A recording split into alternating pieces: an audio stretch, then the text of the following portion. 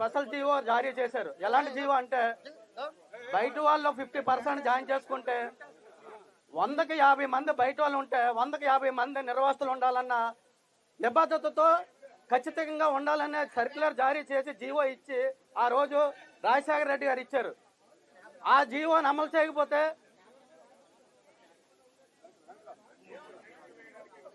ఆ జీవో కొన్ని సంవత్సరాలు ఇంప్లిమెంట్ చేశారు మేడం. తర్వాత ఏం జరిగిందంటే తర్వాత ఆ జీవోని పక్కన పెడితే నెదిరిమల్లి జనార్దన్ రెడ్డి గారు ఎంపీగా ఉన్న టైంలో నిర్వాసితులు టెంట్ వేస్తే నెదిరిమల్లి జనార్దన్ రెడ్డి గారు ఇక్కడ ఉన్న డిస్ట్రిక్ట్ కలెక్టర్ సమక్షంలో 500 మందిని జాయిన్ చేసుకుంటానని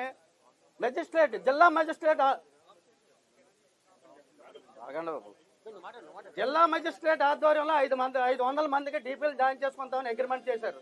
అలాంటిది ఆ అగ్రిమెంట్ కూడా ఇప్పుడు పక్కకి వెళ్ళిపోతుంది. ఇక్కడ డీపీ నాయకులు కూడా అడుగుతున్నారు, ఏంటి మీరు బల్క్గా తీసేస్తున్నారు, జిల్లా కలెక్టర్ ఆధ్వర్యంలో ఒక అగ్రిమెంట్ అయింది, మరి స్టేట్ గవర్నమెంట్ ఇచ్చిన జీవోని కూడా మీరు పక్కన పెట్టి తీస్తే ఎలాగవుతుంది? ఈ రోజు శ్రీకాకుళం నుండి వచ్చినాడు, ఇక్కడ అద్దుకుంటున్నాడు, పిల్లల్ని ఇక్కడ జాయిన్ చేశాడు, రేపు నువ్వు ఇంటికి వెళ్ళిపోమంటాడు, ఎలాగ వెళ్ళిపోతాడు? విజయనగరం వాడు ఎలాగ వెళ్ళిపోతాడు? ఇక్కడ డీపీలుగా ఉన్న వాళ్ళు మేము ఎలా వెళ్ళిపోతాం అనే దాని మీద అంటే మాటలు ఎలా చెప్తున్నాం కానీ మేడం, పర్మనెంట్ ఉద్యోగస్తులకు ఒకలా ఉంటుంది. పర్మనెంట్ ఉద్యోగస్తులు నేనే మేడం, నేను విఆర్ఎస్ తీసుకున్నాను, ఓ 60 లక్షలు 70 లక్షలు నాకు వచ్చాయి. ఏదో బ్యాంకులో వేసుకుంటే నాకు 30,000 40,000 వస్తుంది, నేను బతుకుతాను. అదే కాంట్రాక్ట్ కార్మికుడికి 5 పైసలు కూడా రావట్లేదు మేడం. దీన్ని మనం ఒక ప్లాట్ఫామ్ కాదు మేడం, ఇలా జరుగుతుంది. ఇదొక సమస్య అండి.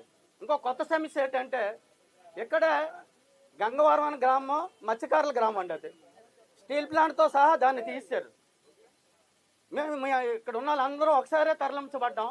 తర్వాత ఏమైందంటే గంగవరం పోర్ట్ వచ్చిన తర్వాత గంగవరాన్ని ఆ పోర్టులోకి వెళ్లకుండా దాన్ని బ్రేక్ చేశారు. ఇప్పుడు ఆ పోర్టులో ఉపాధి లేదు, స్టీల్ ప్లాంట్లో ఉపాధి లేదు. 2 సార్లు నిర్వాసితులు అయ్యాం మేమైతే. గంగవరం ప్రజలు అయితే 2 సార్లు నిర్వాసితులు, అక్కడ ఉపాధి లేదు, ఎక్కడ ఉపాధి లేదు. మరి ఎక్కడ ఎలా బతుకుతాం? మరి ప్రజా నాయకత్వం అనేది ఏ పార్టీ నాయకులైనా మరి ప్రజల కోసం నిలబడకపోతే ఈ ప్రజలు ఎంత దూరం వెళ్ళి ఎక్కడికి వెళ్ళి చెప్పుకుంటారో? అమరావతి వెళ్ళగలరా? కనీసం మినిమం జిల్లా కలెక్టర్తో చెప్పుకోవడానికి కూడా అవకాశాలు లేని జనాలు ఉన్నారు ఇక్కడ. ఢిల్లీ స్టీల్ సెక్రటరీ గారు ఇక్కడ గెస్ట్ హౌస్లోకి వచ్చి జీవోలు పాస్ చేసి సర్క్యులర్లు ఇచ్చి ఆదేశాలు ఇస్తానంటే ఎలాగవుతుంది? కడుపు మండి ఎవరైనా ఏదైనా చేస్తే ఇలా చేశారని బాధపడతారు.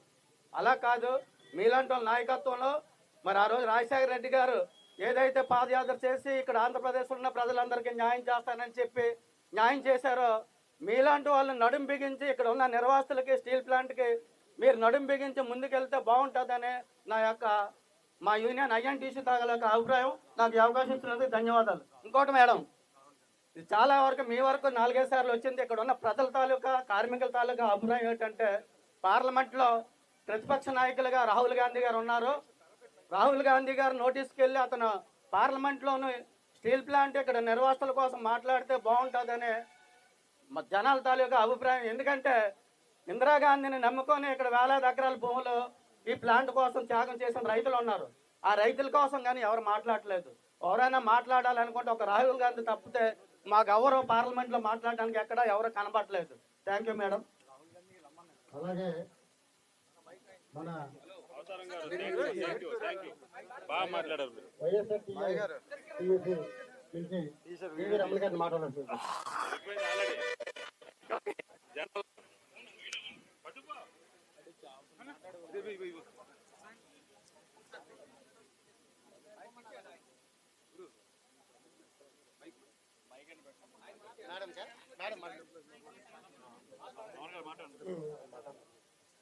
మీ ఊడిచ్చాడు మైక్ పెట్టుకోరా.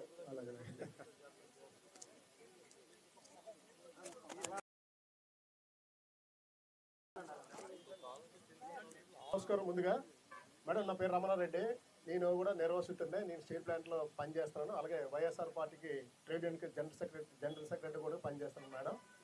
నేను బేసిక్గా స్థానికుడిని మేడం. ఇక్కడ చాలామంది మీకు అన్ని విషయాలు తీసుకొచ్చారు. కాంట్రాక్ట్ యూనియన్ తొలగింపు అనేది మీకు అందరికీ తెలిసిందే, ఇప్పటి నుంచి కాదు.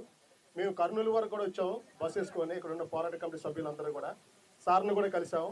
సార్ కూడా పార్లమెంట్లో ప్రస్తావించారు అనుకున్నాం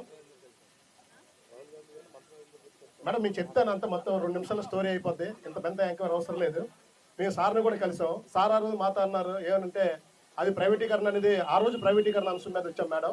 ఆ రోజు సార్ పార్లమెంట్లో మాట్లాడినారు కానీ ఇప్పుడు వరకు సార్ మాట్లాడలేదు. తర్వాత కాంట్రాక్ట్ కార్మికుల తొలగింపు అనేది ఇక్కడ ప్రక్రియ ప్రారంభమైంది. మీరు మొదట వచ్చారు. ఆ రోజు అర్ధాంతరంగా తీసుకున్న వెంటనే అది మీ అవ్వచ్చు, లేకపోతే స్థానిక ఎమ్మెల్యే ఎంపీలు అవ్వచ్చు, లేకపోతే కూటమి నేతలు అవ్వచ్చు, కానీ వాళ్ళందరినీ కూడా వెంటనే విధులకు తీసుకోవడం జరిగింది. అది ఎవరికారు నా గొప్ప అని చెప్పుకుంటారు. కార్మిక మేమేమనుకున్నామంటే ఎవరు చేసిన కార్మికుడికి మంచి చేశారు కాబట్టి